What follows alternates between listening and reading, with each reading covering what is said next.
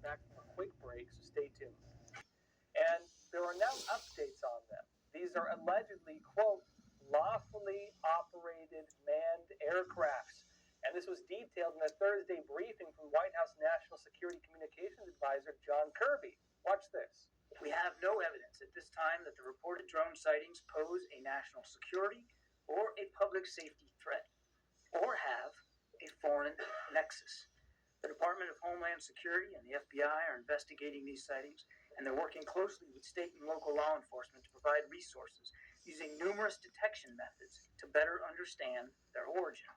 Using very sophisticated electronic detection technologies provided by federal authorities, we have not been able to, and neither have state or local law enforcement authorities, corroborate any of the reported visual sightings. To the contrary, upon review of available imagery, it appears that many of the reported sightings are actually manned aircraft that are being operated lawfully. So, look, he's saying the drones are actually, quote, manned aircraft that are being operated lawfully. So technically, what does that mean? That means they're not drones. These are aircraft with pilots inside, manned aircraft, right? There's pilots.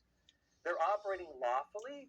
That means that they're either licensed or approved, that, again, they have FAA clearance, or possibly that, again, they're something, but they're allowed to be operating. It's legal. It's lawful. These are not foreign, meaning it's not another country. These are good old American aircraft, and we're not being given answers on what they are. But as John Kirby also notes, quote, right, well, he says that they're taking steps to counter these drone authorities, right? They're looking at different ways to respond to these types of drone incursions. And this is interesting because what he's suggesting is the aircraft people are seeing right now, they're manned, there are pilots inside, they're operating lawfully. They're not really telling us what this is or why it's happening or why there's so many of them and why they do it night by night. But he is saying that the concerns over this are going to spark new legislation possibly, where the government is going to be looking at giving officials ways to shoot them down or ground them or whatever else. We could see new legislation regulating drones, especially in sensitive areas, because of the concern that has been sparked by these aircraft. But look, anyways, at least partially, the mystery is solved. We still don't have answers on what these aircraft are. We still don't know why they're being flown like this.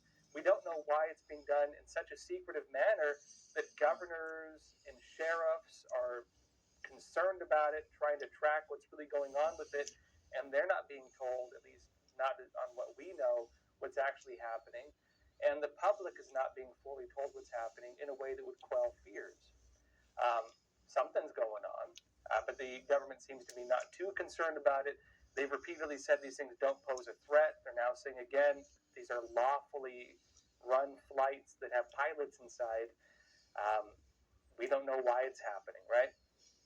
But folks, we will probably get more answers on this because it's sparking a lot of concerns even despite all this. But look, in other news, there have been reports going around that the president-elect, Donald Trump, he's planning to cancel a $1 trillion contract with defense manufacturer Lockheed Martin to purchase F-35 fighter jets.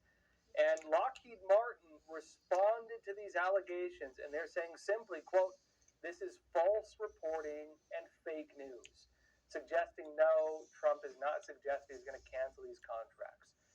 Well, look, the high cost of fifth-generation fighter jets, that's the F-35, that's the F-22, these have been points of debate when it comes to defense spending. They cost a lot of money, and you don't get a lot of them, right?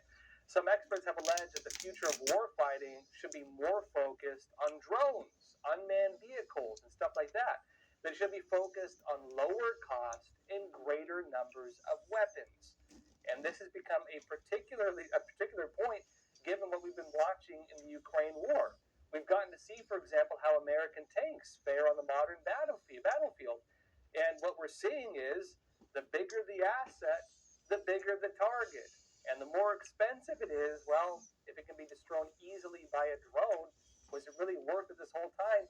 If a few $100 drone can drop a little bomb on a multi-million-dollar tank and blow it up in an instant, was it worth it in the end? Well, drones have become a key part of the battlefield, and that's what people are looking at them. Personally, I would add to this debate, though. With Epic Times, I've been a national security reporter also for a very long time, and I follow a lot of military news, and I have been for a very long time. The real benefit of fifth generation fighter jets is not what's being discussed on these kind of surface level capabilities. The real benefits are stealth, long range capabilities. They can hit targets so far out that they can't even see them.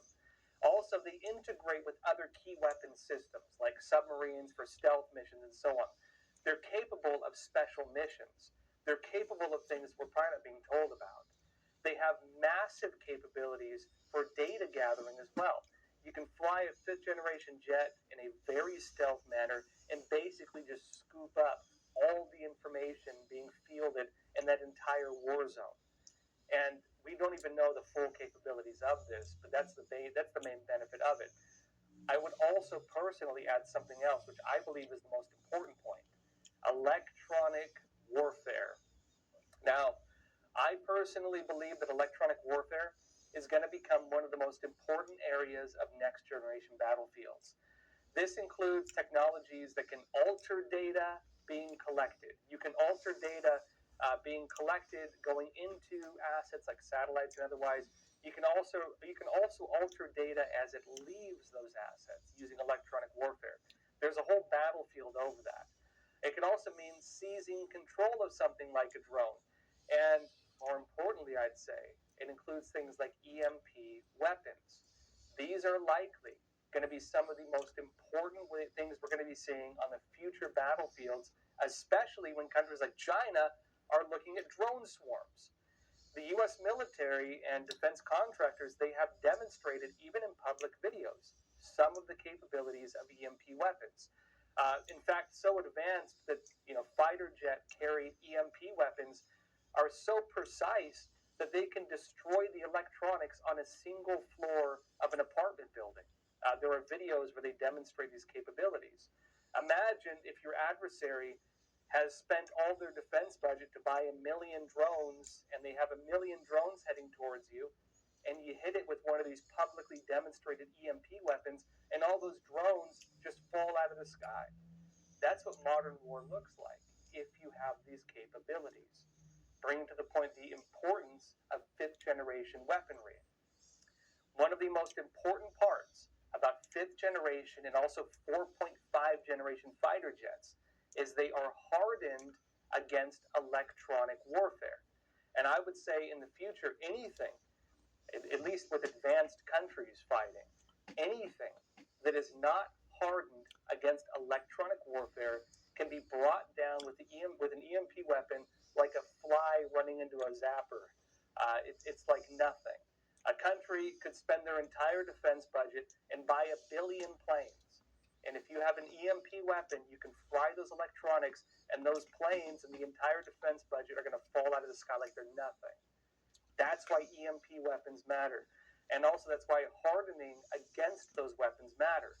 Fifth generation, 4.5 generation have hardening like that. Personally, I think, this is my analysis, right? I think these are the reasons why the F-35 and the F-22 are going to remain important parts of the U.S. arsenal, despite the price tags. And again, we'll see what happens with this, but they're now working on sixth generation fighter jets as well now. And again, the future battlefields are currently being formed. Now, in other news, the president of South Korea, Yoon Suk-yeol, he issued a public statement on why he briefly invoked martial law on December 3rd. People want answers on why it happened. It was a very strange incident. For many watching it, he's now talking about publicly why he did it. He vowed that he is going to fight to the end alongside the people in Korea and alongside his supporters. And in response to this, the opposition has attempted to impeach him, but failed to get enough votes, at least so far. Now, it does seem other attempts are underway. There's kind of a battle in the political system in Korea right now. You could argue both sides are alleging a coup. The right says the left is launching a coup. The left says the right is launching a coup. He also details issues notably on foreign subversion.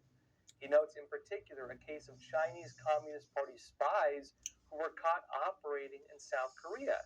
And he says despite the fact that they caught these Chinese spies, quote, under the current law, There is no way to punish foreign nationals for espionage. And to prevent this kind of situation, he says, I tried to amend the spy-related article of the Criminal Act, but the huge main opposition party has adamantly blocked it.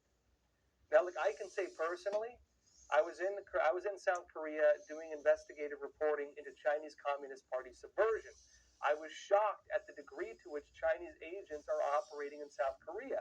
Myself, as a foreigner, I uncovered a massive picture of multiple Chinese agents operating front organizations in South Korea. It is a very large program.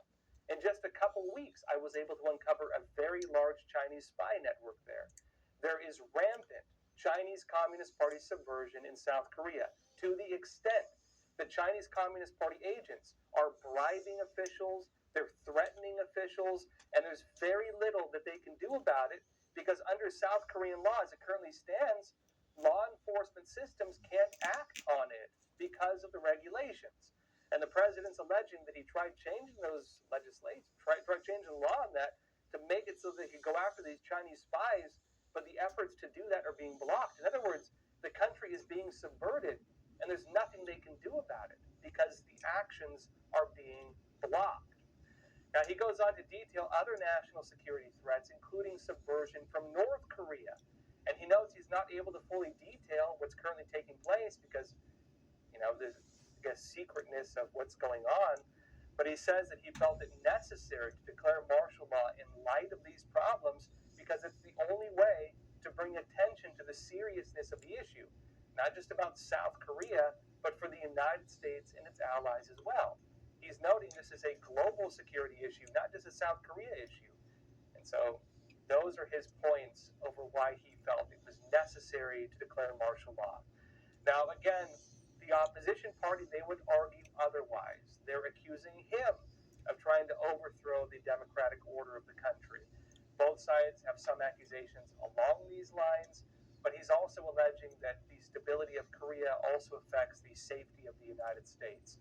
And he's pointing to the seriousness of the threats they're facing from foreign subversion, namely from China and from North Korea, and what that could mean for the future of South Korea. Well, everyone, that's all for tonight. Thank you for joining us, and as always, please take care of yourselves, stay informed, and stay free.